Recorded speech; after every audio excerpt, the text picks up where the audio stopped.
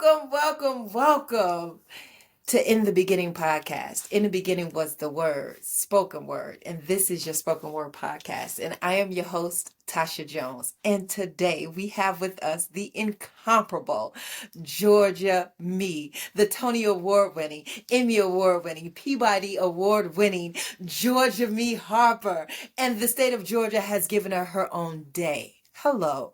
Come on, y'all. Give it up for Georgia Me. Welcome, Georgia. How are you? I'm wonderful, Tasha. Thank you for having me. I'm excited about this interview and I'm so proud of you. Well, thank you, beautiful. I am equally proud of you. It is such an amazing day. Today has been an amazing day. I've been talking to you all day, and I cannot wait for my audience to hear you and hear all of this wealth that you have. You are amazing. Thank you, friend. Thank you, friend. So let's just jump right into it, right? Set the stage. Who is Georgia Me, and why does her voice matter? Oh, who is Georgia Me? Well, Georgia Me is a black girl, a hood girl, a smart girl from the west side of Atlanta, Georgia, proudly. And what was the question? And what does that mean? Or what does her voice mean? Oh man, power, that part. resistance, revolution, flyness, blackness.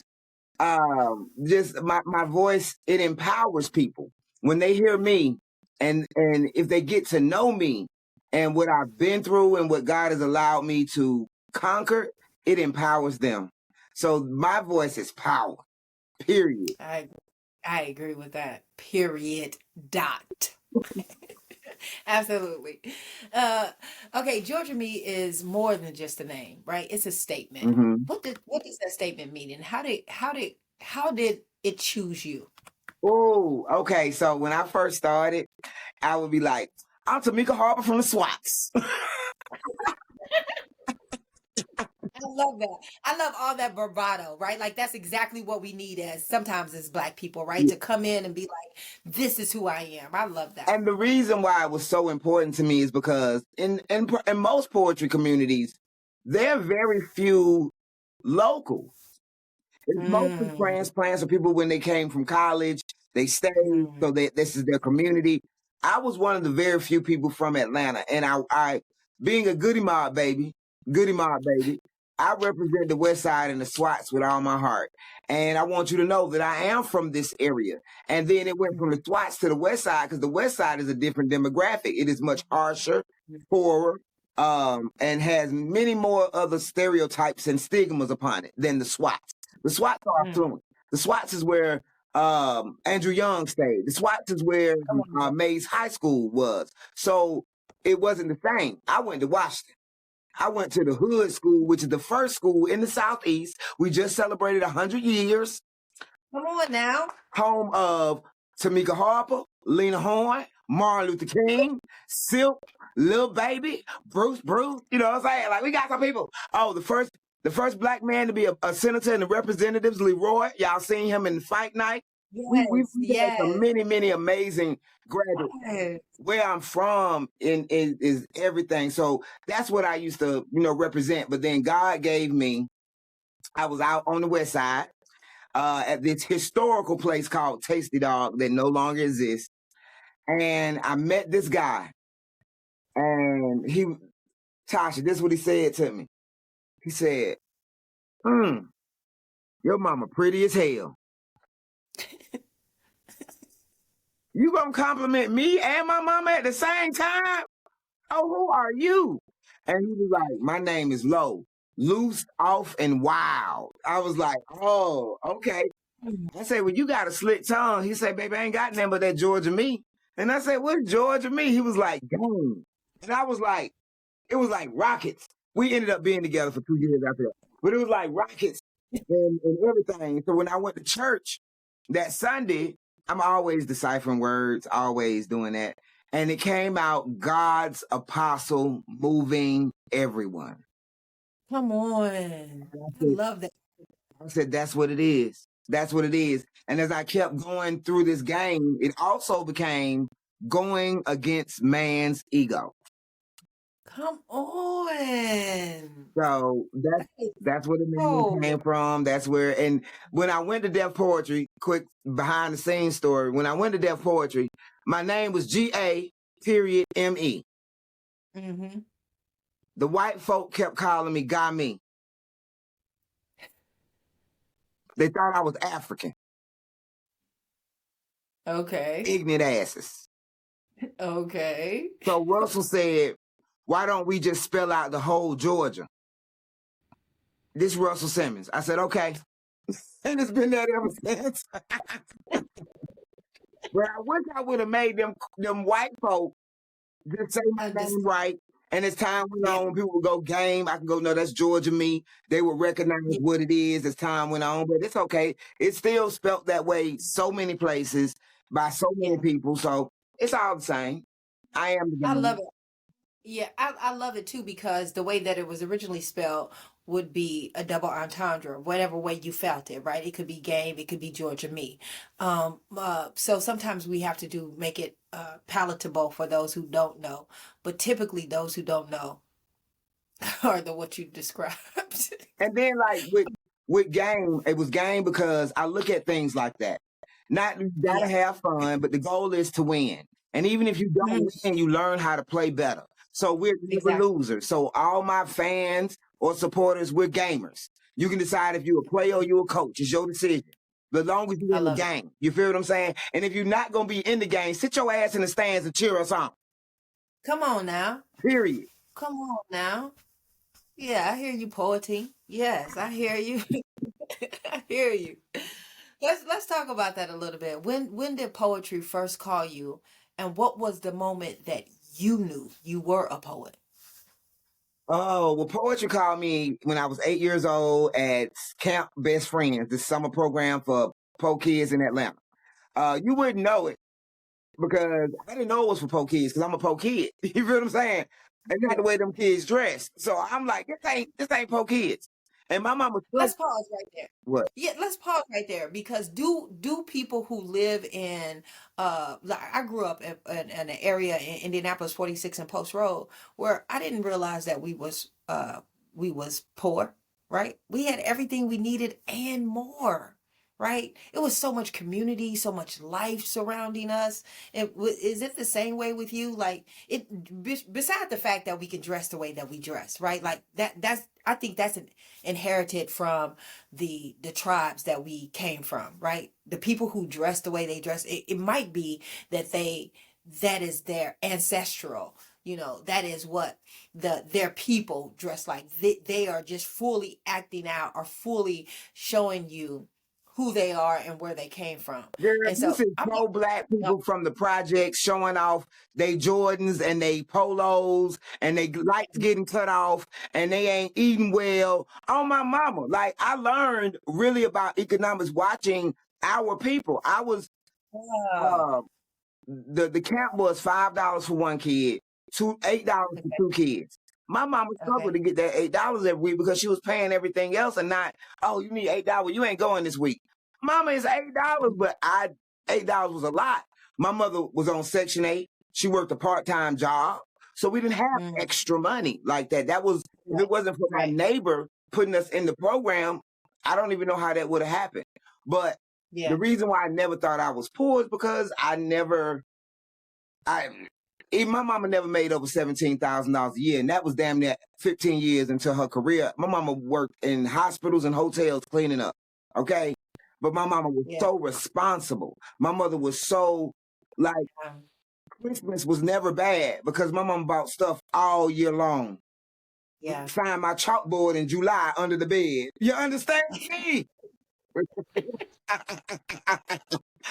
Strategically That's where going to that camp, a lady named playing. Miss Jenkins, always a Miss Jenkins. She was a drama teacher, and she handed me Nikki Giovanni's Ego Trip. Come on. And I read that poem and was gone. I was like, this is the most amazing thing I've ever read in my life. Like, what is this? This is not no book. What is this? And she had me learn it. And then she also gave me, what else she had me learn? James Weldon Johnson's The Creation.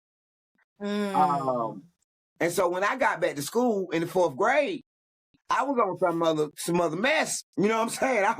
I want to read. I want poetry. And then because Yeah. the library, thank God, the library, thank God, the library, I Come wanted on. to know about other Black poets. And that's where I discovered, of course, Leroy Jones, Come Amiri on. Baraka. I know who you're talking But, about. you know, I know how you are. Are we talking about Joe Chesimard? I know your You petty. You petty. You petty and you petty and you petty. Hey, for the world out there, Tasha know everybody real name, okay? Tasha know everybody origins and beginnings, okay? Forget your But, pseudo but, name. Forget your famous name. Tasha know that your nickname is Peanut, okay? That's Tasha.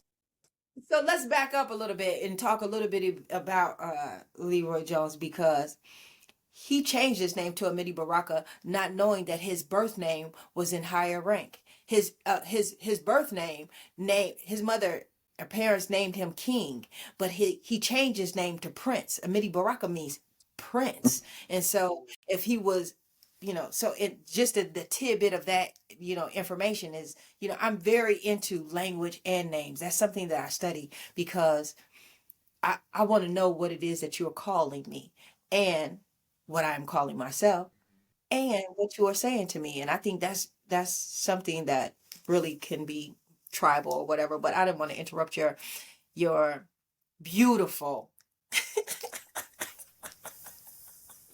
I just wanted people to know that we real friends. But anyway, but like Miss Jenkins and Kennedy Camp, it did everything for me. They taught me how to tap, ballet, is where I learned Elton John, where I learned Broadway musicals. This is in the hood, in Vine City, in the Bluff. And I love Atlanta's first rapper is this guy named Mojo. He was it. my Okay. music teacher. He was our Come music teacher. on. So it's just all of that fed me like, wow, I'm from this area that I knew was bad. At that time, I didn't live over here. I still lived in the Swats. But when we Okay. were 10, we moved right over here by Kennedy, where the camp was. And Okay. I didn't know it was bad because we live in this house. You've been in my house. So we went Yeah. from the apartments, as we say in Atlanta, apartments. We went from the apartments to a house. So I'm like, we doing really good. But there were Yeah. so many times where I remember we didn't have TV for like 3 years. But did you think that was a good thing or a bad thing? That Because I was think a that's a horrible good thing. thing. I love TV.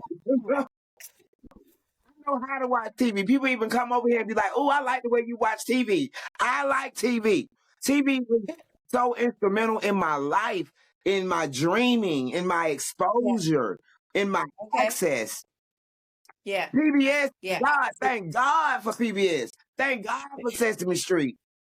I'm with you on that. I'm with you on that. Uh, conjunction function, all of that. But it's interesting to me that you watch TV the way that you do, and I guess it's not really though, but I can see it. But it's your city. I guess I can call it the Atlanta effect. The way you watch TV and the way you enjoy books though is they're. I mean, they're almost equated. It's almost parallel. Like sometimes it's off balance and people are not balanced. Now, and I'm not judging anybody, but sometimes it's off balance. People can overextend on television and not enough reading, and sometimes people can. I'm never gonna say you can read too much, but yeah, I love the fact that you are learned the way you are without a shadow of a doubt, and that's why as an educator, for me, it doesn't matter where you come from, it doesn't matter what you look like, it doesn't matter how you sound, it matters what you know.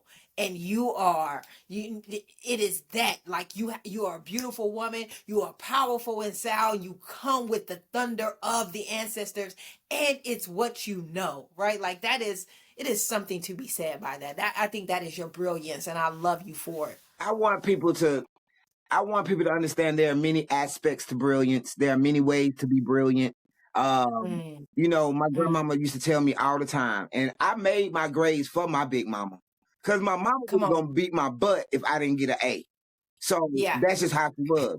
But my grandmother praised my A's, praised Come on. my writings and everything. I wrote when I was in 5th grade. I wrote an essay about my big mama and her life, and it won first place. And so I was in an oratorical contest. I won first Come on. place. And then I had to do it at the PTA meeting, and my grandmama and my mama came. My mama never came. This is 5th grade. I've been in school 6 years. My mama never came to nothing, okay? But she came. And my grades, the education I had, my grandmother just ate it up, was so proud of me. So she made that a thing, but she was like, don't you be no educated fool. That was her biggest thing. Don't you be no educated fool. So I made sure that I learned and it didn't learn me. You get what I'm saying? Like, I do. you're not gonna, make this my whole existence a degree, or I'm so-called smart. You feel I'm smart. How does it help your life? How did it add to you? Whatever God gave me to tell you or help you through. That's how I look at it. And because my grandmother only went to the 2nd grade and was the wisest woman, kindest woman. I love my friend is a doctor, and I shout that all the time. I love that Rewop has 2 degrees, and I shout it all the time. But y'all don't do that, and y'all the ones with the degrees. But it's people who have a degree, but they're not confident in their intellect, so they got to tell you every 5 seconds they got an MA. I ain't talking about nobody, but I'm talking about somebody, okay? It's many. And I'm like, that's great. I'm glad that you were able to accomplish that. But how are you using your degree for the betterment of everyone? Yeah. And that's how I feel about every facet. If you're a plumber, if you're a police officer, if you're a lawyer, if you're a doctor, how are you using that to benefit everyone? And if you're not, it's just for you. So you masturbating and you're the only one getting off. That's what it is. That part. I love how your wisdom kit is so clear. It comes with clarity. It's not esoteric. It's not way off, right, in the thought process. And what you just said is so like your personality. You are so for the community. You are so for the community. Like you ride for your people. And that is I do too, right? And that's exactly that's exactly why we're friends. But in the thought process, what I was getting to is that your the way that you love community, the way your grandmother loved on you, is the way you love on us. And it makes it so easy for us to be our authentic selves, right? We can just come to your table and be who we are. And really that's how we're supposed to be every day, everywhere, right? Like it is okay to be your authentic self. The t-shirt is I am enough, period, right? Like that's it. I am enough. Really, it's I am enough always. I am enough always, right? And me showing up the way I am always is enough, right? And for Black people who are not comfortable showing up the way they are, their true authentic selves, when they get around you, they comfortable with being their authentic selves. They comfortable with being their authentic self. And if they are not comfortable around you, then it's something else, right? Like it's something it's something else that they are working on. But it's not because of your presence, because you have that. The same way your grandmother loved on you is the way you love on us, the way you love on the culture, the way you love on the genre, and it's appreciated. It really is appreciated. Thank you.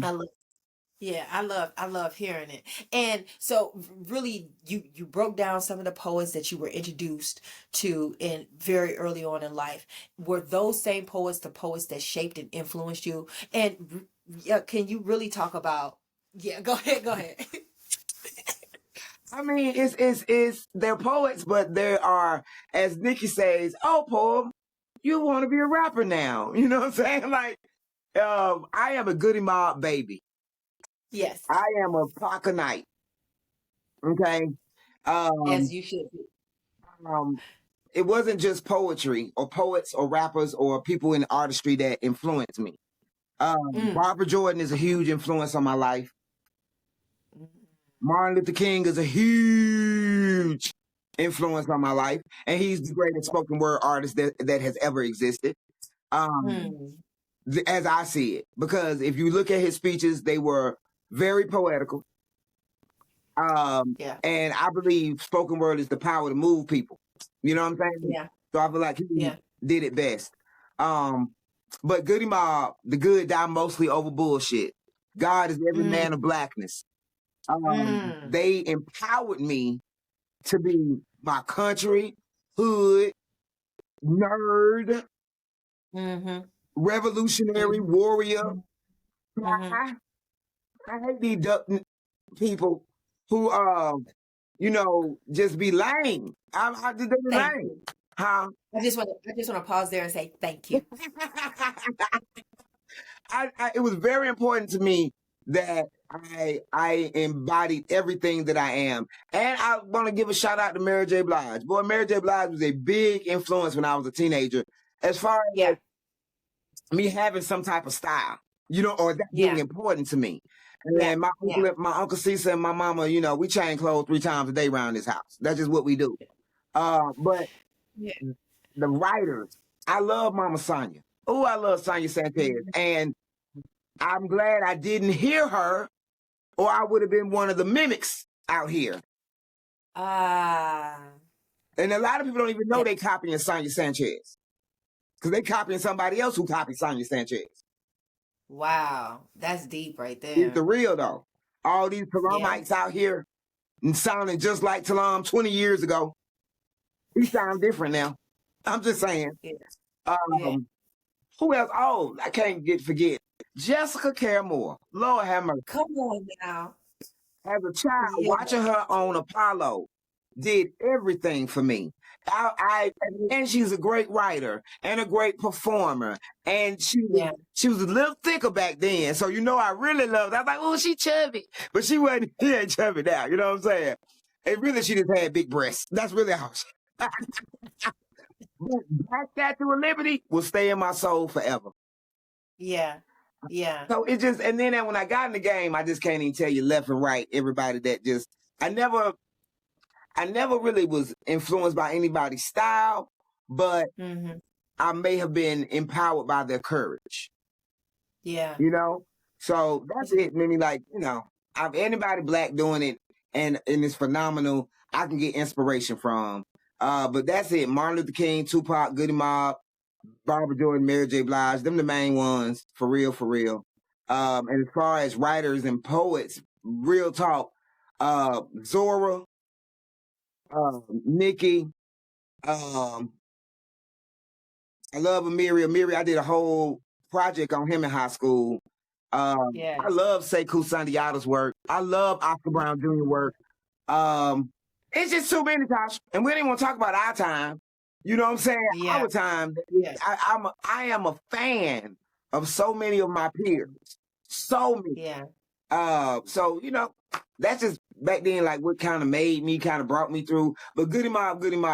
Got to give it to the Dungeon family, period. You know what I'm saying? I love them. And they was righteous. They wasn't out here destroying our people, disrespecting women. None of that goes on in the Dungeon family, ever. I love it. I love it how what you just unfurled shapes a whole span, social, political, intellectual, right, culture, and economics. All the people you name is all of that, right? And that I call that acronym SPICE. And that's how you are, right? That your work is like that. It's spicy, right? Like, and it affects all of that. And that's why you are so great. That's why they call you the queen of spoken word, because of that, right? Like it's so dope that your influences came from all of these places. How did your city shape you and shape your voice and your perspective? Girl, being born and bred from Atlanta, I thank God every day. I'm like, how did I get to be so lucky that I'm a black girl from a black world where in my life I've had 2 black female mayors. You feel me? Yes. I think they're gonna give Shirley a highway pretty soon. I had a mayor named Keisha. You know what I'm saying? Like, Come on. I just and so growing up in a city where on our career day, I remember this so distinctly. I would see people on TV in their career days, and it'd be the white men who come in and tell you about this, that, and the other, and I'm this. Whatever that I'm this is, it was a black man or black woman coming in to tell us I'm an accountant, Mm-hmm. I'm an engineer. I went to school with Andrew Young's son. So I seen Come on. Andrew Young on a regular basis. John Lewis Yes. Jr. was in my class. So I saw Come on John now. Lewis on a regular basis. So I always had access to black excellence. Right? I love it. Always. And even though I was raised in apartments, I was a little smart girl. So I was in a smart class. And it gave Right. me access. That's why I knew knowledge was power. Because my friends who wasn't in a smart class didn't get what I got. Yeah. They didn't get the treats I got. They didn't get the access I got. They didn't get to go on certain trips like I did. And I used to be like, that's not fair. But they didn't do the work. I worked hard to get straight A's. I cried if I got a B. Do you hear me? I also cried because I knew my mom was going to beat my butt. But I just like, no, I was real big on being excellent. And that's my city. My city is about being excellent. They're trying to destroy that with all this vapid, superficial, dumb images that they are displaying to the world via some of these shows. Now, see, like I told you, I watch TV in a beautiful way. Yes. The hoes on Love and Hip Hop and Housewives, they make me feel better about myself. I don't look at them women and want to be them at all. Never. They got access and money and don't know what to do with it. How many people could they help and save if they use that money instead of getting a purse? You raggedy heifer. That's why I'm like, I don't know. I come from the city where the Chenaults, look up the Chenaults, very prestigious black family. The Herndons, that's the whole, man, wouldn't be no civil rights movement one for Alonzo L. Herndon and his son.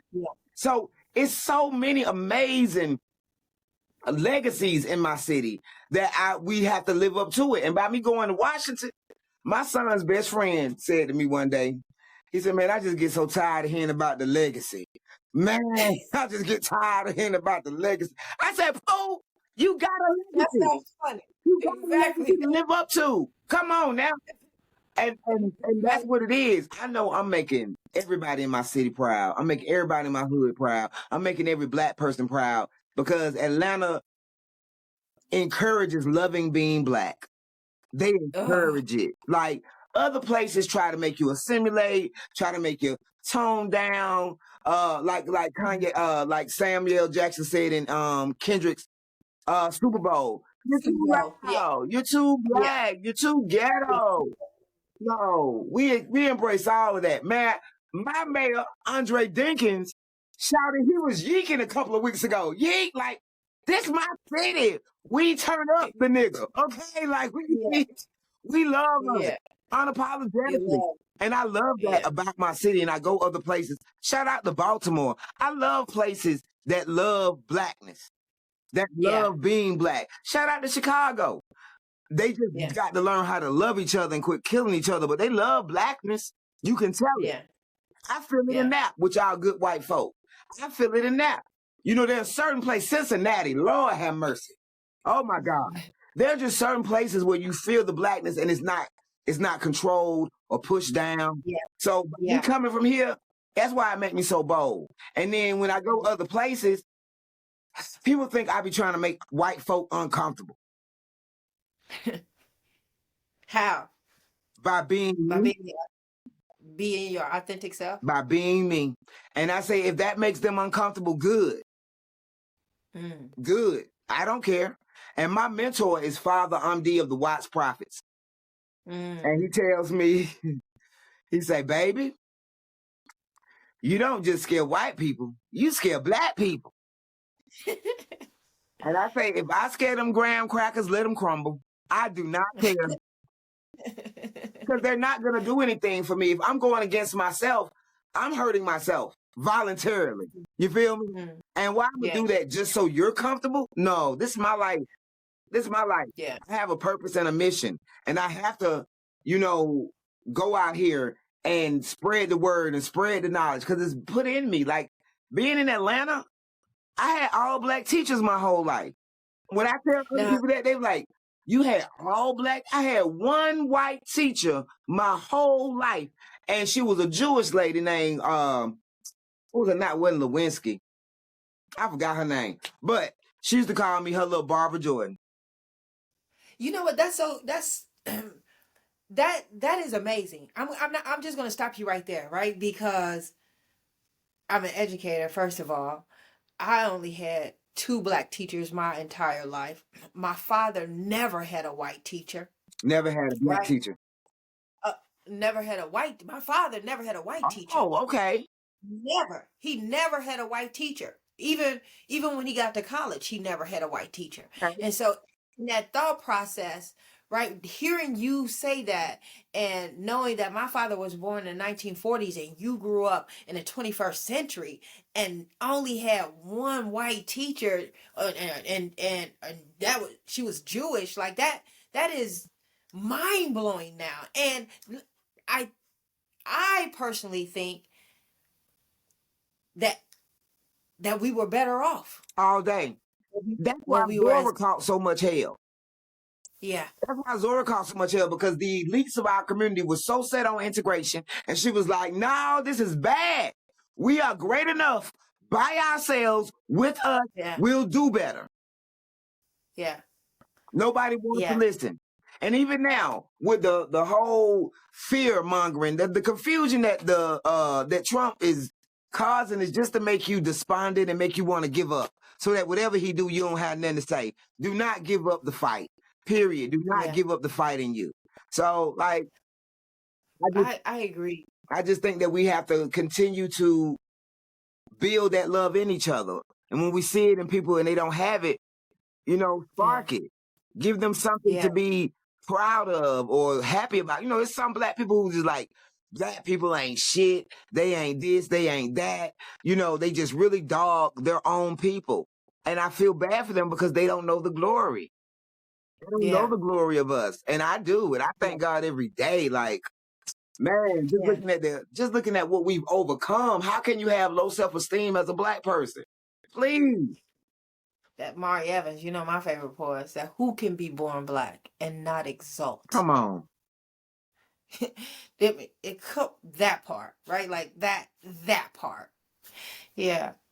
Man, you're so just full of wealth and knowledge. I really appreciate it. Oh, you such Let's a talk great a little friend. bit about Hey, y'all, get you a friend like Tasha Jones. Somebody that's fly, beautiful, and smart, and she ain't insecure, so she feeds into you and wants you to be your best self. If you don't have people like that in your life, you got the wrong people around you. Oh, you need to be that person so you can be that for other people. Yeah, I think that. Thank you. You didn't have to say that, and I appreciate you saying that, but you didn't have to, and I love you for it. Oh. Let's talk a little bit about your historic journey with Def Poetry Jam, right? When I think about it, poetry had always been on the map, and its career, I mean, the genre itself has always been instrumental in the world changing, positive change, changing for a culture and a people. But in our generation, Def Poetry Jam put spoken word on the map. What was it like being a part of that movement? Girl, I think to myself now, you know, it was a whirlwind and we didn't enjoy it. Unpack that.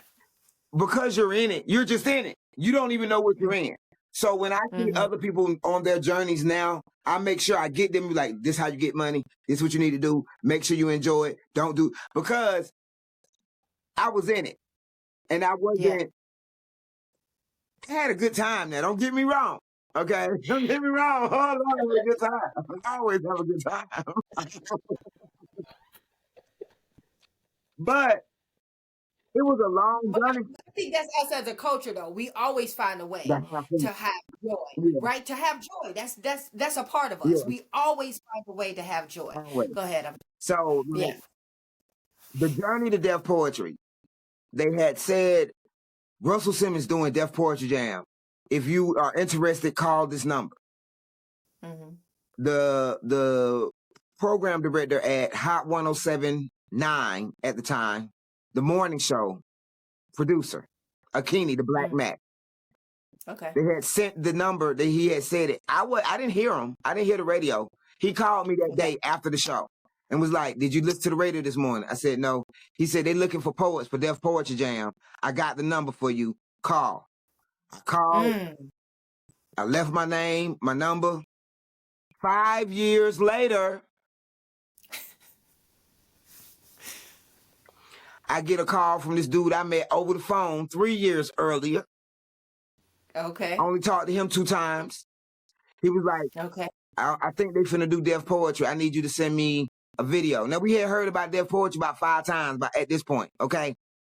Yeah. I said, okay, I'll do a video. But we didn't know if it was going to really be on deaf poetry. I happened to be Okay. at that time the slam champion of Atlanta, headed toward Okay. the nationals. So it was Yes. me and my slam team. So that day, this is how God worked. Abyss called me going off because I hadn't informed him about our practices as a team. He the coach, but we the team. He ain't on the team, so we working.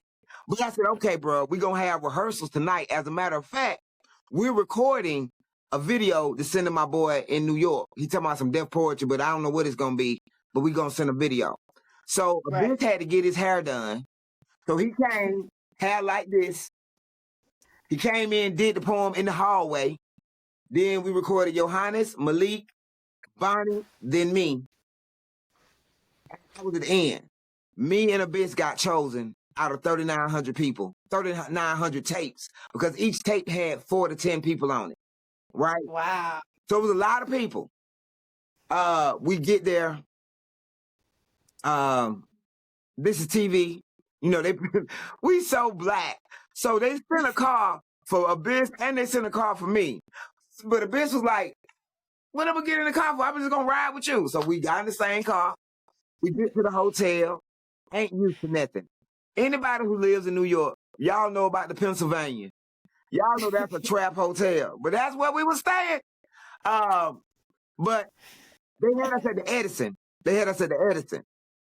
But the Okay. first day, some kind of way, Pennsylvania, something messed up.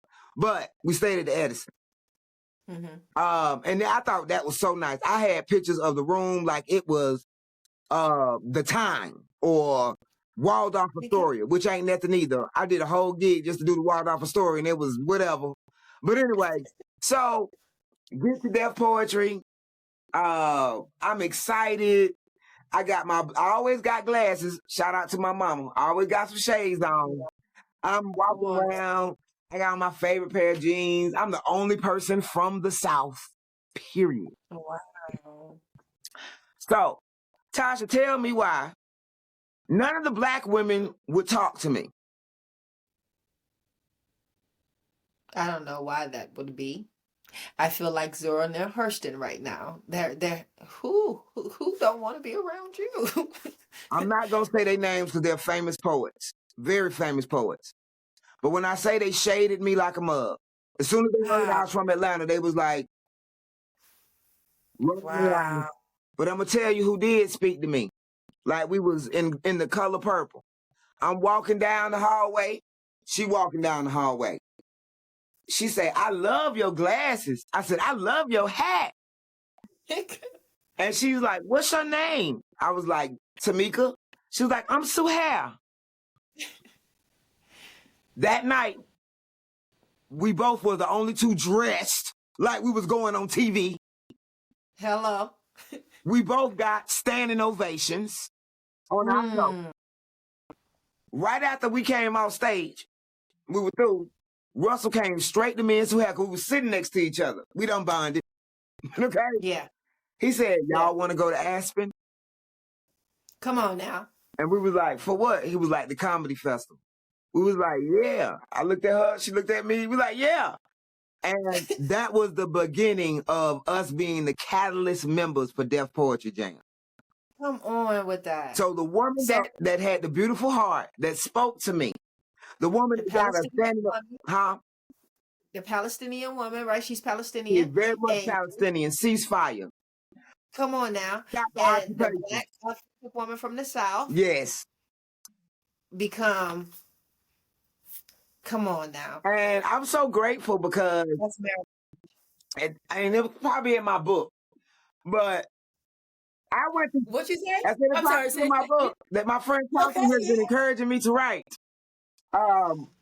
I went through some things with that poetry. That's a book in itself. Cause I was in low self-esteem, because I ain't gonna say in love. I was in low self-esteem.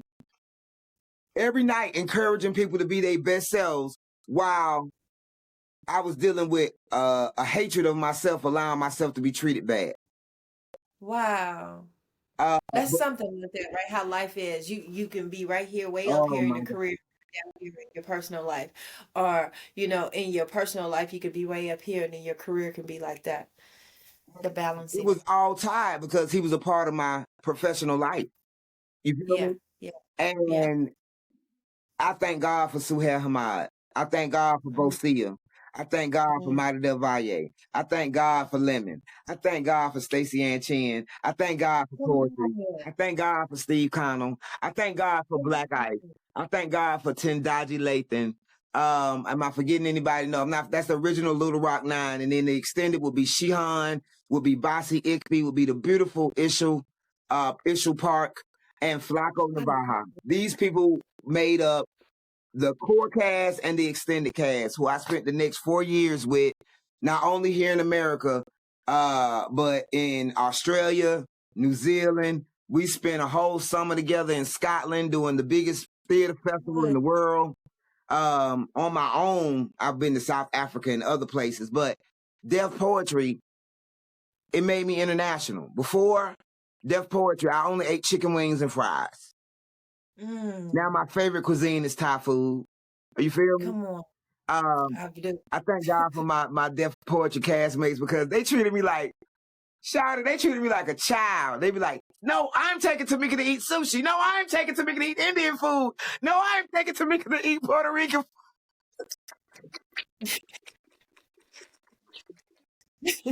So wonderful because, like Bosia said, he got enjoyment out of seeing my revelation. Every time they showed me something new, every time they took me somewhere or exposed me to anything, like I would have never been to a bembe, a Puerto Rican bembe. Well, how? Why?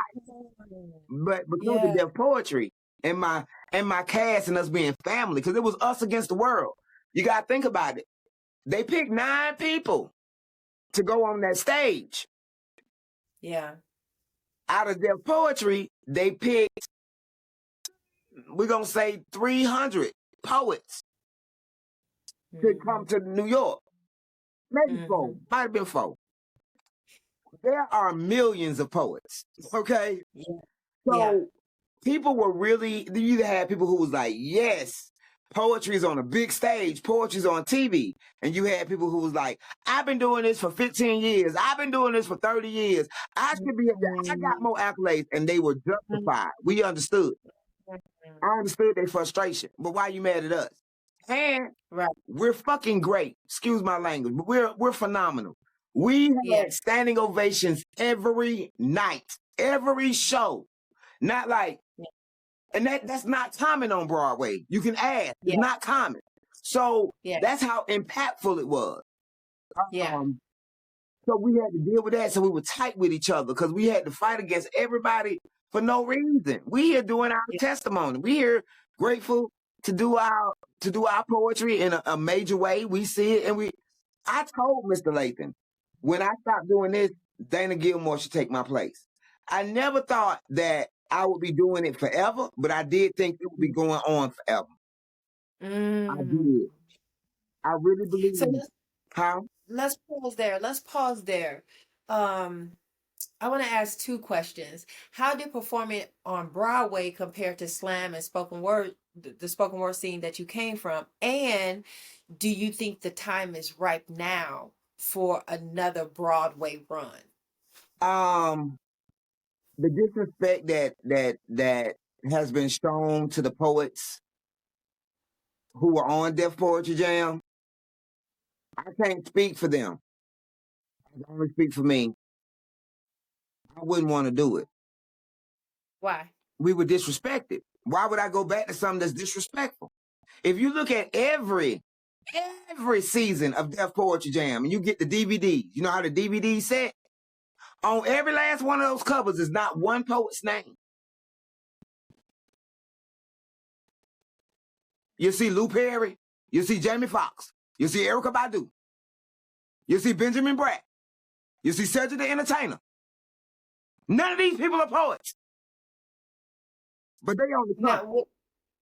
Now, let's pause there. I really want to know how did performing on Broadway compare to slam and spoken word, the spoken word scene that you came from. Okay. But I do get it. I want you to answer that question. But before you answer that question, do you feel like the reason these other persons was used to sell or market the poetry is because the people who put the group together, the creators of the idea, like what will make the creators of the idea take the poets out on Broadway and then not have enough confidence in selling the actual product? Like it kind of doesn't make sense. Right? They didn't take the comedians or the singers on tour on the Broadway, did they?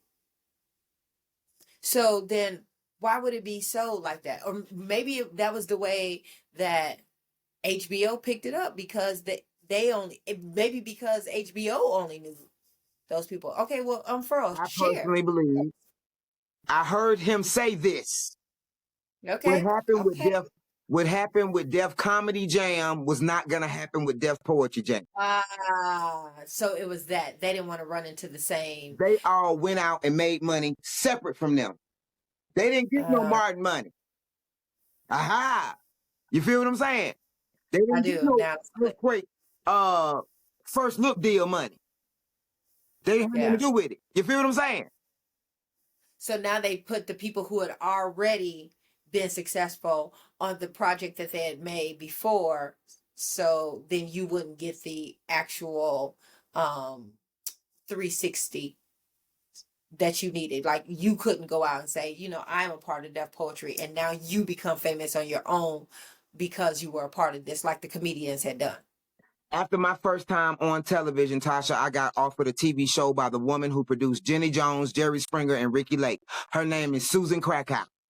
And she wanted me to have my own talk show, my dream.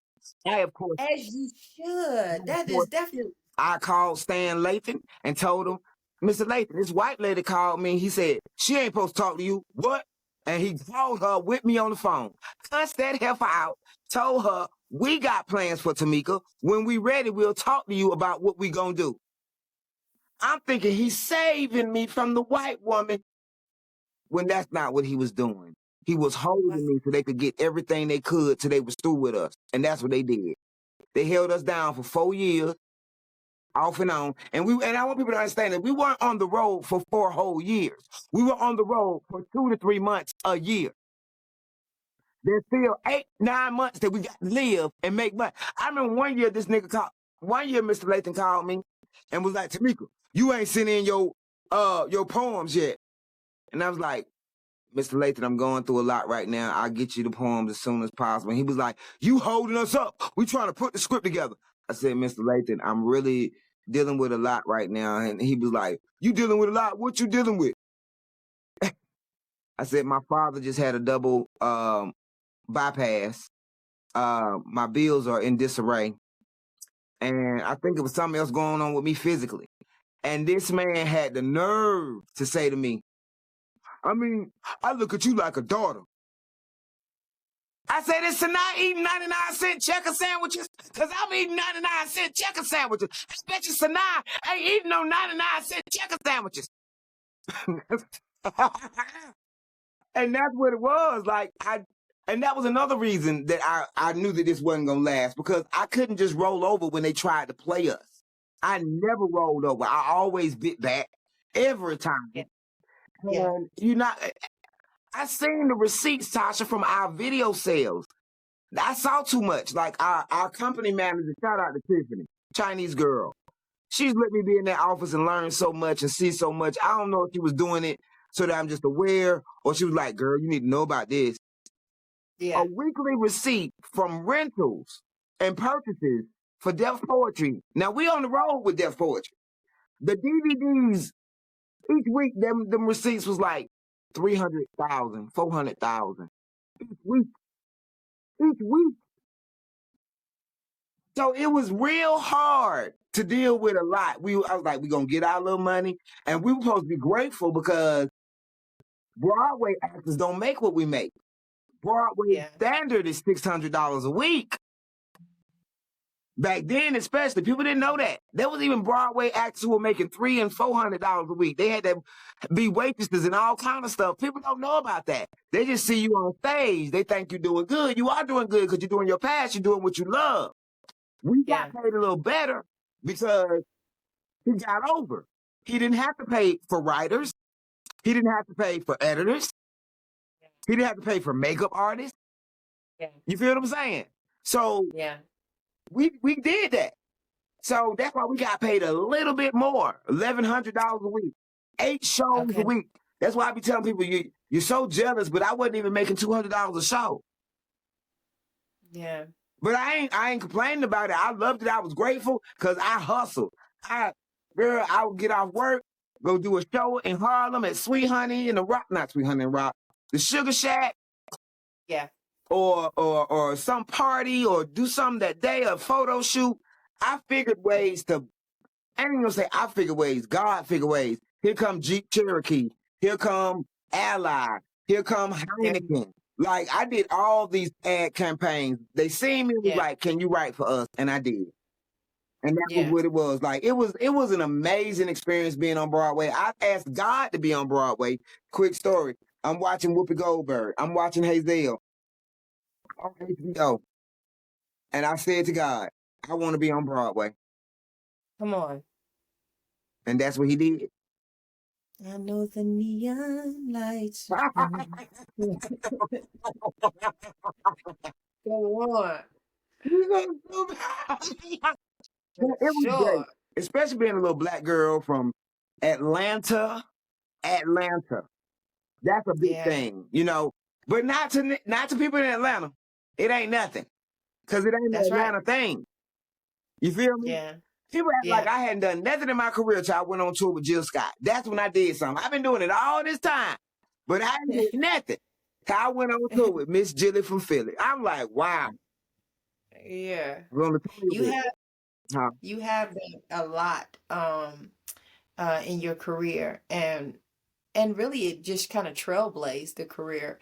Can you tell me what's your favorite memory from Deaf Poetry, on or off the stage? I mean, it's so many. Just one. Okay. When Stevie Wonder came to the show. Come on So, now. like, every night we was getting catfished by people talking about some, you know, this person out there, you know, this person, they wasn't even out there, right? They just messing with us. So we had heard Stevie was coming, but we was like, nah, he ain't coming. Then our stage manager is like, no, Stevie is in the audience. He is to your right side. He said, Wow, they would tell you would want to know before? I mean, we found out as the show went on because the ushers had to seat you. So the ushers told her where he was at. You feel me? During the show. So when we found out that Stevie Wonder was in the audience, I was like, niggas. IGGO. Yes. And then I know the audience was like, why they all face toward that way? You know the man can't see us, but we was throwing our voice dead at him. Like, he gonna hear us. And so he came backstage after the show. And everybody just like, oh my God, like everybody just losing it, so happy because it's Stevie Wonder. And he says, niggas inspires me. Wow. What? Come on now, tell the story. Tell that story. That's the story. It wasn't a lot of talking. He was like, niggas, it inspires me. And then he said, thank you. Yes. Another moment when Harry Belafonte came to see me. He came back. They were like, come on now. They were like, Mr. Belafonte wants to see you. I said, well, you mean he downstairs? They said, no, he wants to come in your dressing room. I said, oh, okay. He came in my dressing room and he was like, you're amazing. He said, you from Atlanta? I said, yes, sir. He said, Martin would be proud. Mm. Girl, girl, girl, girl.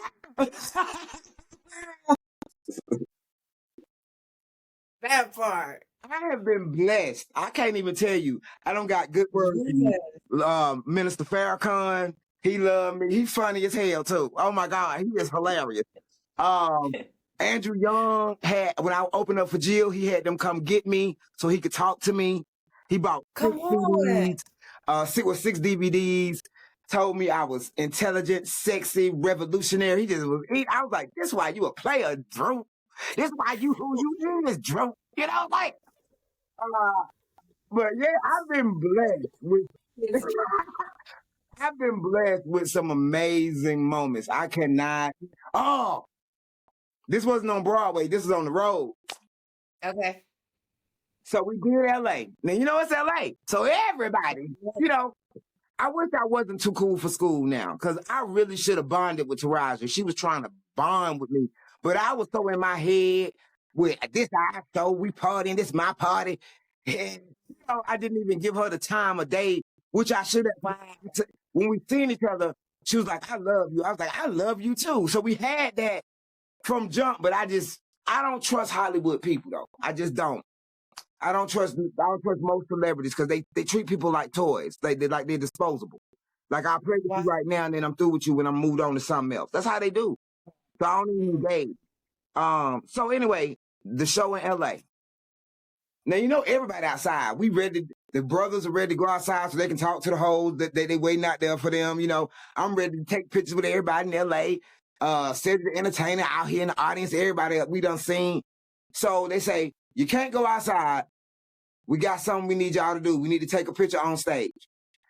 Oh man. So we like, okay, all right.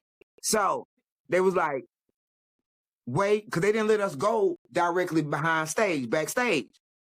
Yeah. Like, what's going on? Then they said, okay, y'all can go backstage. When we pull the curtain back, it's Will and Jada. Okay. When they was black royalty, okay? now they entangled. But back then, it was everything. Will Smith and Jada Pinkett Smith. Oh my God. I remember we lost our minds. Like, and we still ain't get that picture. I'm so sick of taking pictures with people and they won't give it to us. Like Mr. Lathan took all these pictures with these celebrities and they never sent it to us. They never gave it to us. It was like, man, that was the whole point. I could have had my own camera and got a picture then, you know. But they was real good pimps. They really, you know, knew what we liked, tried to make it available to us. You know what I'm saying? As all good pimps do. And then the bad pimping come where they start taking what they gave you and seeing if you'll still run that stroll. And we did. You know what I'm saying? Until they said no. So with all you've learned now though, nobody else can take advantage of you that way because you have been through the ringer and you've learned that. So the question still remains, do you think a poetry show will survive Broadway now? Of course. Not only survive, but thrive. No. Listen to me. I believe a poetry show will survive Broadway, just not deaf poetry. And not saying that deaf poetry wouldn't survive.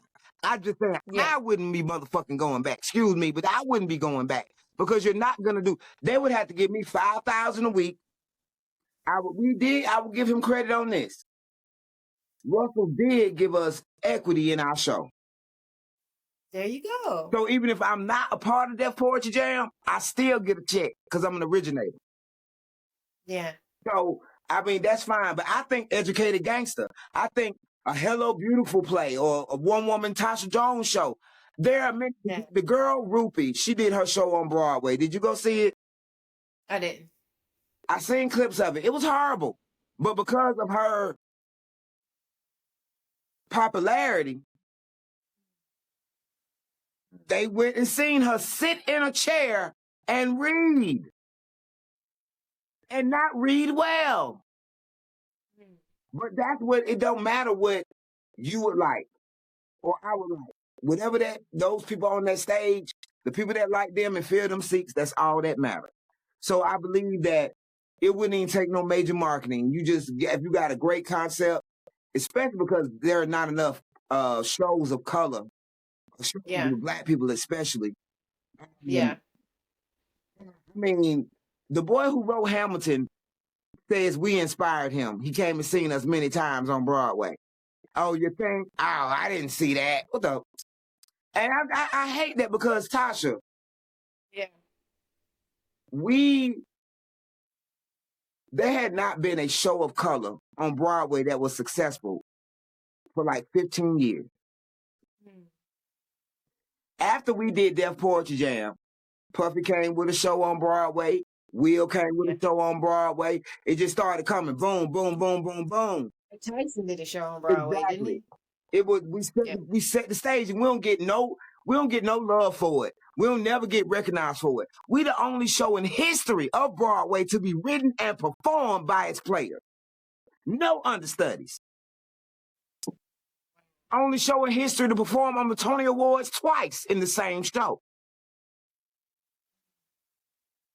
But I think you have a lot of leverage to do what you want to do, though. With that, you got a lot of leverage to do what you want to do. What leverage? I mean, the credentials itself could say that you could put together a show, you could travel a show, do what you already do. You're doing it, right? Like what you do now I'm gonna tell you is already done. Of course Okay. we could, but guess what we don't have? Money. And that's the same thing Russell said. Russell, when he did Def Poetry Jam, when we did it in San Francisco, we had a whole different group of bosses. Whole different group. The group that we met out in San Francisco, they were so nice and wonderful. I was like, I like these white men. They seem cool.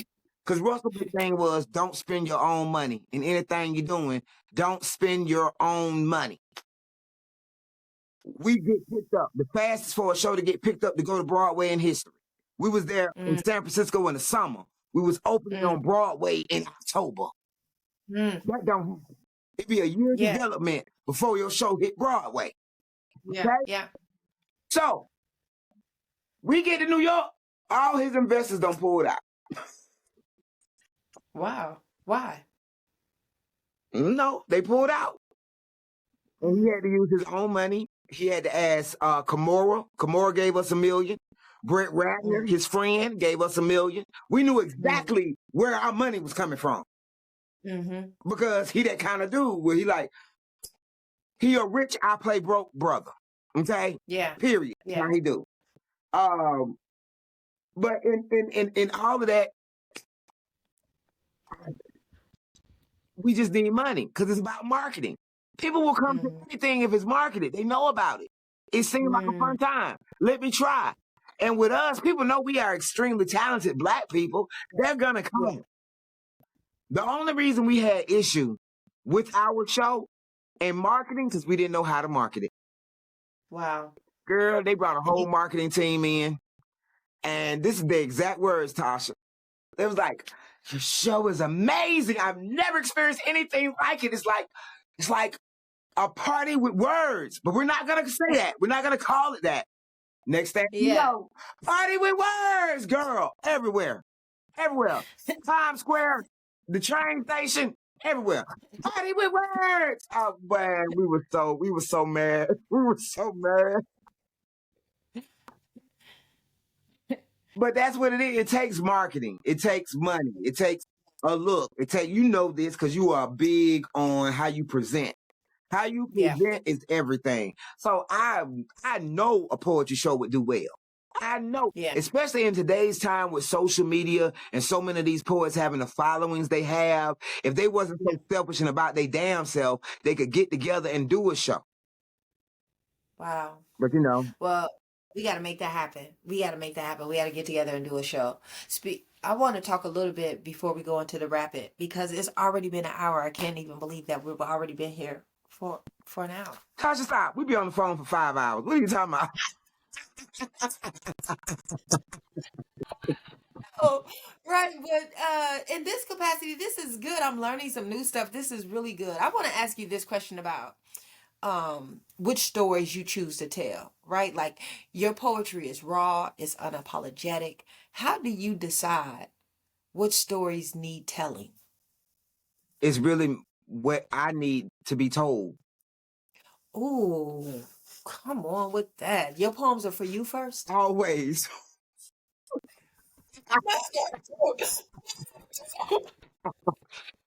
For me to have some type of resolve, some type of peace. Yep. You know what I'm saying?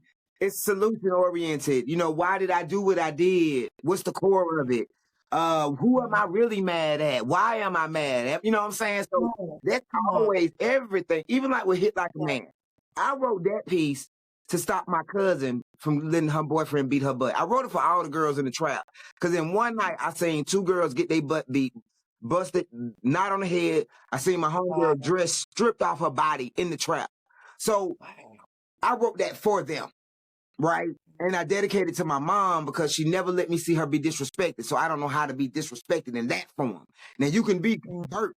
You know, you can be a narcissist and gaslight me and all that kind of stuff because I'm a sweet child. I got you. Yeah. But you ain't finna hit me, bro. I'm gonna knock 5 from you, folks. My mama don't lie that, boy. I'm gonna pick up something. My mama always say, pick up something and knock the hell out of them. So that's what's gonna happen to you, bro. I'm just telling you. So that's the only poem that wasn't directly for me. Yeah. You know what I mean? Like, I was dealing with a young dude. Shout out to all the YNs out there. You know what I'm saying?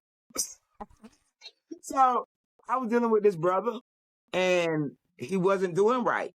And I had allowed it and had been with him and dealing with him. And I'm like, I don't do this with nobody else. I don't allow this type of thing. So me, Abyss Red, I'm at their crib, Abyss and the Red down the street. And I just did the show with Rodney Perry at the Baltimore Comedy Factory. We're watching my performance. I'm watching the poem, Ground Rules. And I worked on myself. Like watching me, I'm like, oh, he don't even fit the requirements. He ain't even hitting the ground rules. Now, but I had not. That was my poem that I said I stood on, but I had stopped standing on it. You feel what I'm saying? I had allowed all these things. So that's my thing with my work. What I say, Tasha, is your work working? Is your work working? Because if your work ain't working, what you doing? You're masturbating. You feel what I'm saying? So I'm my work always for me. And I'm so grateful that it's still today. I can, even Suha did that to me. She would be like, I would be going through something and she would point out a line from my poem that would bring me back. That would bring me back. You just did that to me today, right? Like I asked you a question and you was like, what you mean? And it put me back into myself, right? Like in the thought process, right? Just you questioning what it is. It put me back into the process of me being authentic to me. So I definitely know exactly what you're talking about. And I appreciate the process of that, of the realization that this is for me first and that it's up to me to live the way that I should live because you are watching me and so many people are watching you. So many people are getting life from you. So many people are pulling themselves up because of what you have displayed, right? What you display on an everyday basis, what you display on television, what you display in movies. You know what? You have been everywhere in the world and some, and haven't stopped in this thought process, right? And so I get that this work has to be for me first. It's a healing of me first. It is a me allowing myself to be in a position to give, to pour out, right? I'm pouring into myself so I can pour out into you.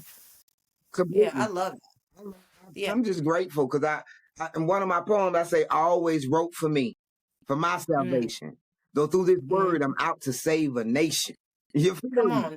So it's going to always, it's going to always be, it got to be for you. That way, I think that people feel it more. They know it's genuine. It's everything I do, I put me into it. You know what I'm saying? No matter what it is. And we talk about this, like how we use language and how I purposely write and speak the way I do in my poetry. I could use the King's English all the way through, depending on the project or the assignment, but I choose to use things that are to my people. You go to show and something that what I was watching. Girl, you seen the new black soap opera? Not yet. It's called Beyond the Gate. But she said What did she say? She said, that joker. And I said, now that's black. Do you feel what I'm saying? She's an older lady. That's the language Yeah, that they use. You feel what I'm saying? yeah, So she yeah, said, jive turkey. I said, yeah. yeah, You feel what I'm saying? Like yeah. that authenticity is just so beautiful to me about our people. I love it. I love it when it's something that seems like it's so white bread, and then that little Nubian come through. You know what I'm Yeah, I saying? know exactly what you're talking about. I haven't seen the show, but I know you're talking about Tamara. Um, she's one of the leading ladies in that show. Okay. Um, and she said that line, jive. And but I That am is her. for. That is her. Yes. Yeah, yeah, I'm for that. I'm for, I that's my whole thing is language. And so I'm for black vernacular. And I think it's an extension of who you talked about, one of your writers that you love, Zora Zora. Neale Hurston. Yeah, Zora Neale Hurston, making sure that our language is documented and indexed, right? To know that it is something else beside what you think you hear. What you think you hear and what is being said is two different things, right? Right. And it could be exactly what it is in two different conversations, right? And we saw that so clearly with the Super Bowl. Yeah. I'm speaking one conversation to you and another conversation to my people, and it is something about that language of marriage, that language of freedom, that language of making sure that I am clear, just like what we talked about earlier, from a social standpoint, a political standpoint, an intellectual standpoint, a cultural standpoint, and an economic standpoint, all in one language wrapped up in a vernacular that can be said and not said and still understood. It's like Right? black people we have a unsaid language where we look at each other, we motion, we got all these things that are just to us. And I just pray to God that we can keep them to us. When in writing my poetry, I always said, I don't want to write anything my grandmother can't understand. Come on now. That's If you good. don't know the word, the way I'm using it in the context of the word, because I still Mm. use language very deeply in so-called big words, Yeah. apply, but that's the whole point. It's about Yeah. communication and deliverance, reception. If you're not receiving it, I'm not doing anything. And so, I understand it too. I'm sorry. Go ahead. no, go ahead. I like that because what you're saying to me and what I hear in regards to your work is a little bit of reminiscent of Toni Morrison, where she chooses not to write with the white gaze, and that's exactly how you write. Like, I don't. I'm not writing it for you. If it's not for you, it's not for you, right? You can enjoy me. I don't mind you enjoy me. You should, right? Like Zora would say, you should, you should enjoy what it is that I bring to the table. But it's I'm not going to write it because you think it should be written for you, right? I'm not going to write it with that tone or with that ear in regards to Toni Morrison. Like, I'm not going to write it with the white gaze, with the thought process that I need to break this down so you will understand it. It's not for you in that way. Yeah. And I even go a bit further in that, like I said, I write for me. And I don't really, I want black people to like it, but I don't care. Yeah. You're my first concern, my priority, who I fight for, but you might not be a black person that identifies with me or love my delivery or Mm. where I'm from. Mm. I've had so many beautiful black people come up to me and compliment, insult me. Mm. They will go, Not nice, nasty. oh yes, what they'll do is they'll go, I just love your work, but I hate how you glorify the ghetto. If you could just get Mm-hmm. away from, Mm. my hood is glorious. I'm sorry that yours isn't. If you knew what my neighborhood, I'm from the neighborhood of Martin Luther King. I'm from the neighborhood of the first black neighborhood designed by a black man. I'm from the stop. You don't understand my hood, bruh. Why Yeah. you up here putting that on me? And you don't know This every fight is not new. how. That fight is not new. That's the same fight that they had with I Zora. know it. That's why that's my girl. You know what I'm saying? That's my girl. Then, we're going to talk. Zora is a whole, man, the black community needs to apologize to Zora Neale Mm. Hurston in mass. Mm. In mass. What they did to Mm. that woman, same thing they did to Nina. Black people, we fight. That's why I'm like, I don't want to end up like Nina or Zora. I love both of them, but I will fight all you niggas. I'll fight all of y'all. Y'all not gonna do what y'all did to them because they was fighting for you. Zora lost everything because not Zora. Nina lost everything because she was fighting for her and refused. Yeah. Now she needed some balance, but we didn't even know. She didn't even know she was sick. She didn't know she was bipolar. You feel what I'm saying? Yeah. So there's so many aspects to our people that I just love and I honor, and I wish that other Black people in our community could have that kind of feel. Did you watch the NAACP Awards this past weekend? I told you I'm not watching TV right now. Oh, okay. It was excellent. It was excellent. Okay. It wasn't any performances other than Legacy. But what I love, it went away for a minute because my phone rang. Okay. Of us enjoying each other, celebrating each other, and it still had pretension. You know why? Because it was the NAACP Awards. They still had white pretension. When the president came up there and talked about us, he didn't feel like us. The current president? The current president. Of the United States? No, of the NAACP. Oh, okay. And I needed not to be the NAACP. Why I can't be the NAABP? Let's be clear. Let's be clear and unapologetically for us. Yeah. Why not? Yeah. Why not? Nobody else makes concessions for us. DEI don't benefit us. It benefit white women and gay folk. What we talking about? You know who you sound like now, and I appreciate that, is Ingenue Ellis. Yeah. You know, she very big. It's really like, culture, period. I would consider myself somewhat of a segregatist. But Ingenue was just like, I'm not looking to have no seat at no tables. Why? I don't want to be sitting with you. I don't want to be sitting with you. I want to, no, I don't want that. I love that because we do have enough. And the concern is not whether or not we have enough.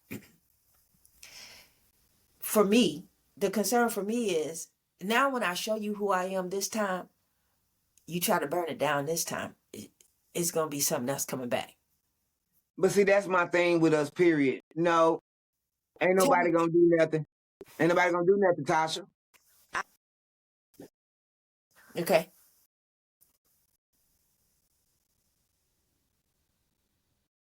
I can still hear you. Yeah, it's nothing has changed. My son keep calling me. I don't know why. He making me mad because he don't want nothing. I already know. But back in the day,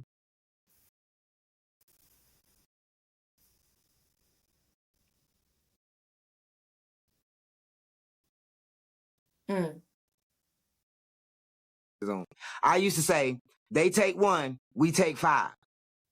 I'm dead serious about it. Now I'm gonna tell you a true fact. When that man in Dallas killed them cops, remember that black man who was a Navy trained SEAL or whatever? That was DC or Dallas? Dallas. Okay. We didn't have a shooting, accidental police shooting for a year and a half. Message. Message. I've said this. I'm gonna keep because I'm not gonna get the credit for it. Maybe somewhere. I'm the one that said, no more marching, merge, converge on their home. Whoever is the cop, we make their life uncomfortable. If the cops understand that every time they kill a black person, a whole bunch of black people gonna show up and make you feel unsafe and your family unsafe. Because we're angry about you taking ours. It'll be different. It'll be different. This brother, I don't know his name. I don't know if he's Supreme Smart or Smart Supreme. I don't remember his name, but he kind of fine too, Tasha. He said, they can't kill my brother. And the guy was like, why they can't kill your brother? He said, because I'm going to kill everybody in their family. Nat Turner. Yeah. Why are we sitting around acting like we don't know better? I believe we don't, because we don't do better. We got a whole army called gangs, and we don't use them brothers and sisters right. They're killing each other instead of the enemy. They need to be directed. I need these brothers with the money to direct them in the right place. Hey, the man, Zimmerman should not be walking around. I'm just saying. I think it's okay for you to put your glasses back on. Okay, let me put my glasses back on. But I know what that. I know what the next step is.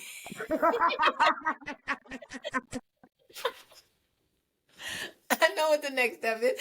It's okay, right? Like I do believe that. All jokes aside, though, I say that because we have a relationship, not because I'm trying to lessen the impact of what it is that you're trying to do, and the impact that you are saying. I do believe. I'm hopeful. Let me say it that way. I am hopeful that we as a culture have what we need for when the time is right. Right?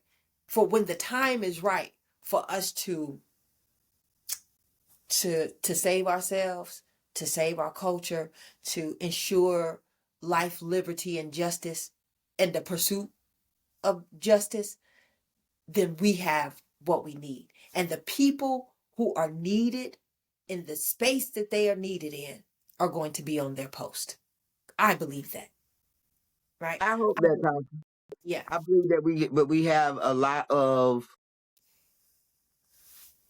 work to do to empower our people. Our people are scared, and it's not going to be everybody. That's what I want people to understand. It's not going to be everybody. It's not going to be the masses.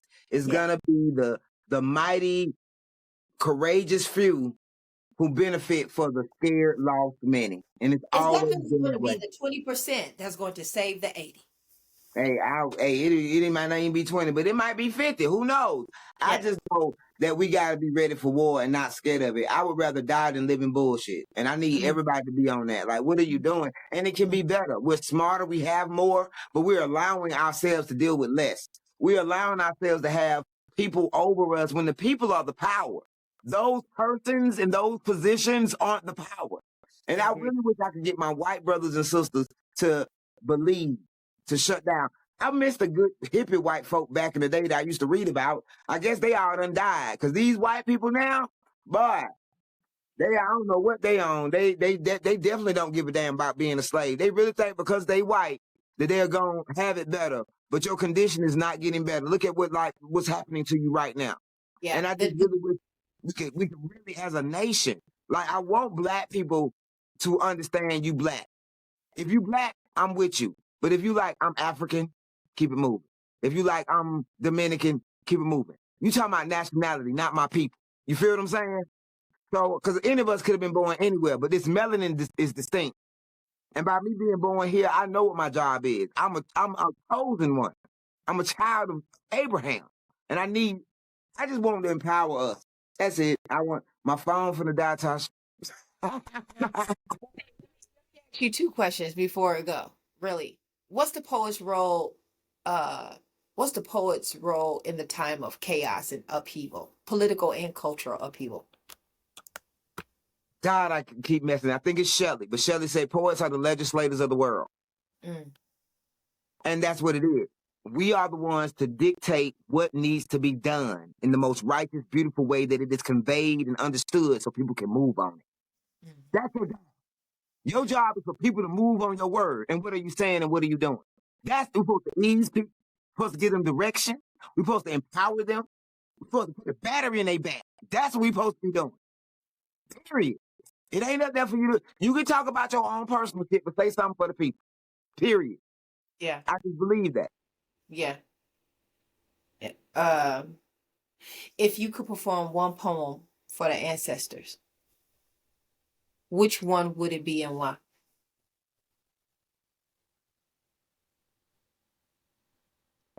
I don't know. I want to say niggas because Doom say that's an iconic cultural piece. It definitely is. But I mean, I think that black people so funny. doing full figure potential, they be like, she talking about being fat. I know she ain't talking about that thick, girl, that thick. Ancestors be cussing me out. She don't believe what the white man said. Oh my God. I don't know. I have many pieces. Probably my piece about Atlanta because it represents where we from, what we've done, where we at, and the impact. You know, like I say in that poem, I say my grandmother's grandmother was a slave, rape and reoccurring resignation. No one could save her or stop her from engraving survivor on the road she paved. 4 generations later, I stand unscathed. That is the dream of the ancestors. You know what I'm saying? And that's what we are. So I would do that. And I just thank God every day I'm from Atlanta. And I think that they be watching me. I think, girl, I look at my shows, I really believe the ancestor, Michael Jackson, be like, is Tamika on? And he be running. And then Whitney be like, I got to see my girl. And then Martin be over there go my girl. Maybe smoking a cigarette. You know what I'm saying? I look at it like that. When I perform, God and the ancestors are there. You feel me? I feel you, and I believe it. And I believe it. I love it. I love how you even threw that Indiana in there. Michael Jackson. See me going. Always. Michael Jackson, everything. That's the first man I loved before my daddy. Come on now. Now, you have to unpack that. I'm sorry, phone. Stay alive. I mean, you got to think about Michael Jackson was so impactful to us in our childhood, and he was so amazing. I had a picture of him on my wall. I saw him every night. I kissed him every night before I went to sleep. He was just magical. And even all through my life, I never stopped loving Michael Jackson. I never, you know how people fall off or you don't like him for a minute. I don't care what Mike did. I still was loving Michael Jackson. To this day, I love me some Michael Jackson. Me too. I love him. I love him. Me too. I love Michael Jackson. And when he died, the world stopped for me. Me and my children put on the record player and played Thriller on vinyl together. Why my son didn't know Michael Jackson until after Michael Jackson died? That's your fault. That is, but let me tell you what happened. That nigga was walking around here with a glove on his hand for like 6 months. Mike did that. Mike did that. I ain't had nothing to do with it. That boy said, I thought he was dead. I was finna beat it. Like, what you mean you are? I was so mad. But then he discovered Mike on his own and just fell in love. Like every child does. Every person does. That's beautiful. That's beautiful. Thank you for that little piece real quick. I want to go through these rapid questions. Your first answer comes to your mind. Here we go. This is, what is your favorite sound? Soundtrack This of life. is not right, Tasha. But it's a sound that stimulates me, you know, like I'm making the sound, but it's like water, and that's one of my favorite sounds. I like that sound. Yeah. What's like the easiest thing to love? My mama. Name and explain the hardest lesson you have had to learn. You repeat lessons until they are learned. And that's forever. You will continue to do the same dumb thing if you did not learn it the first time. Yeah. And you might have learned it, you want to ignore it. That's more than anything. Ignoring the lessons you learned. That's the thing. Ignoring the lessons you've learned. Wow. Where is the place you can always get a literal and figurative meal? My homeboy's house. Okay. A bitch is a great cooker. Red ain't gonna cook nothing, but they gonna give me a good time. They gonna make my heart feel good, my soul. They're my brothers. I love it. I love that. Name an author that you're reading right now and why? I just reread Mark Motherbang's Copper Boy. Okay, come on now. And Copper Boy is about the apartheid area in South Africa. And I was given that book when I was 17, so I decided to look at it again. That's what's up. If you could tell your younger self or your future self a word of advice, what would it be? Don't be scared. Mm, mm. Don't be scared. Period. Yeah. If you were not a poet, what would you be doing?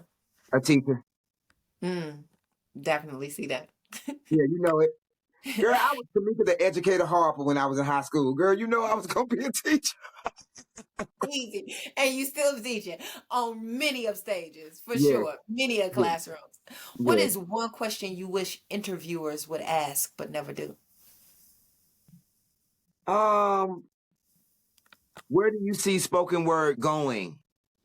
Hmm. There's never a vision for poetry. It's already what they think it is. You know what I'm saying? And like I told you, they look at poetry like it's cafe when it's Coliseum. Mm. And I want people to have a grander view of what poetry is and to educate themselves on what poets have already done. We've done amazing things. Our resumes are better than most rappers and especially reality stars, but we ain't Agreed. on the Breakfast Club. But the heifer who can't fit in the lift car, she on the Breakfast Club. Here I am with all these awards, inspiring millions, but because I want to do Pilates and not explode out here, you know what I'm saying? Like that, I'm tired of the mockery that my art gets.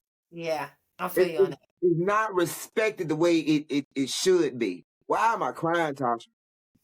Because that's why we got work to do. But yeah, And we got a lot of work to do, and we got to make sure it's respected. I feel like a lot of poets, and you one who don't play, so they be thinking, they can play with us, they can disrespect us, they can try us. We not them ones, bro. no. We not them ones. You're not gonna play in my face. And I need them to understand that. Like they don't try that with other genres. They don't. If Denzel on the Breakfast Club, Charlemagne is not doing a scene from Training Day. Easy, he's not. So I just want the respect and the money. We Yeah. deserve beyond the money. We deserve beyond your money. I want the change. I want people to move on our word, the good word. I want people to not look at the person, but look at the word. Come on now. Put your faith in man. Yeah. I don't care who the poet is. Oh, I also want the world to know, just because a person got good poetry don't mean they're a good person. That's good. Understand that. So don't be mad at them when you find out he a fuck nigga or she a stupid bitch. I know Tasha Jones don't use those words. I do. You find out that they these people and then you want to discount their word. Their words still stand because they are aspirational poets. They're not what they talk about. They're what they want to be. They talk about what they want to be. So people need to understand that. You know what I'm saying? It's a whole breakdown of how to deal and maneuver in this culture that's so beautiful. And if you're on the right side of it, oh, you're going to have a great time. You're going to get exposed to some of the most amazing soul, spirits, beings that God has ever created. Now, if you catch it on the bad side, you're going to come across some lame, duck, insecure, fuck-ass bitches and niggas who just, I'm sorry. They just, like you cut that out. They just, Tasha, they just, But they got a good word. They got a good word. God gave them a word. A broke clock right twice a day. So they can be right. You know what I'm saying? But they might not be right in their heart. Yeah. That's why, like with Diddy, all the stuff that go on in the pop culture world, I'm never surprised. I'm never surprised at R. Kelly or Diddy or anybody who they come up with. I'm not going to be surprised. Only people I'll be surprised with is Dungeon Family. That's it. And I'll be mad at them. I will find them and beat their butt myself. And that's what I feel like need to happen to all these perpetrators. All those girls in Chicago, their uncle should have beat the shit out of R. Kelly. He should have been beat up 18 times. Yeah. That's just how I feel. I don't put no stock in Diddy. Diddy showed you what he about. If you knew his stop, you wouldn't even have no, oh my God, all that shock and awe. And let me say this too, Tasha. The tagline for the industry is sex, drugs, and rock and roll. Oh, yeah. What we talking about? Yeah. What we talking about? Why y'all acting like y'all ain't know this was going on? We all knew. I done been in that situation and I walked away. Yeah. Like I don't got no empathy. None. I need us to be accountable. I need us to be accountable for our choices. Period. Across the board. No matter what it is what it is. But you made that choice. So I just wanted to say that because I get tired of people just like, oh, all these people are so bad. Yes, they are bad people, but we make choices to deal with them or not deal with them. How we exalt them or not exalt them. Okay, that's on you. You breaking your own heart. My heart wasn't broke. I felt a little bad for Cassie, but then I read and found out from some people she used to laugh and beat up Kim with him. So, it was okay when he was doing it on Kim, but it ain't okay for you. Huh. I just don't like it. I don't like none of it. And I want us to start exalting the good women and men in our community, the righteous women and men in our community, instead of the horrible human beings that get all. And that's a devised plan. Our media is ran by certain people. I'm not gonna say because then they'll call me something else. Okay. They choose the worst aspects of us to put out as our image. It's no coincidence. It's no coincidence. I'm like, come on. There's a reason why they wanted to take down Bill Cosby, not just because of him. They don't care about women. All you women out there, they don't care about you. You're just an excuse, a scapegoat. But because of the imaging and the impact of the Cosby Show, what it was doing around the planet and how people saw Black people. So because they saw Black people as these righteous, getting it out the mud, overcoming obstacles, talented, amazing. Oh, and they smart. Oh, we gotta make him a pariah. Yeah. We got to make him a pariah and everything that he's associated with. That way we can, because Cosby and Seinfeld were the number 1 and 2 shows that were syndicated on the planet. Now you can only see Cosby on TV1. You will see it on TV1. Thank God. And it's ran by white folk too. Ain't nothing ran by us. We done sold out everything. Let's go get it back. Yes, man. We're going to get it back. This is the final word, and I think it's time. The timing is perfect for us to get it back. This is the final word. Leave us with something, a word or advice, not only to carry us forward, but to carry the genre forward. Preparation prevents poor performance. We got to see ourselves in the places we want to be and prepare ourselves for it when it comes. And know you deserve it, my poetry people. You deserve to have the best of the best. You deserve to be seen in the greatest light. You deserve to be alongside the greatest of every genre because you are that and you are not less. You're the core. You're the first. You're the beginning. So it starts with you and it's going to end with you. So walk in that godliness. I walk in a room like God sent me there and y'all need to too. So that's it. Exactly. You are amazing. That is the perfect place to end the show. Right there, right? Like this has been amazing. You are amazing. Your authenticity, you the shit. You my friend. You from day one when you rolled up on me with your aggression. And most people be saying, I like the way she rolled. She don't care. She don't care. She got to get what she got to get. I like that. I had a question. I grew up for real. If you want to know the answer, then you gotta ask the question. Period. Yes, you do. Yes, you do. So it is what it is. Yeah. But this has been perfect. Thank you. Thank you for being a guest on In the Beginning. Thank you for having me, and thank you for your vision. And I can't wait to see episode 100. Thank you. I receive it because it's going to be an episode 100. Yes, it is. Right. I know it. All right. I know you, Shawty. I know it. This going to be a thing, okay? We don't do anything wrong. We do it the grandest way that it can be done. And you're doing great. Thank you. Thank you. Thank you for being on. I appreciate you. My aunt, I love you.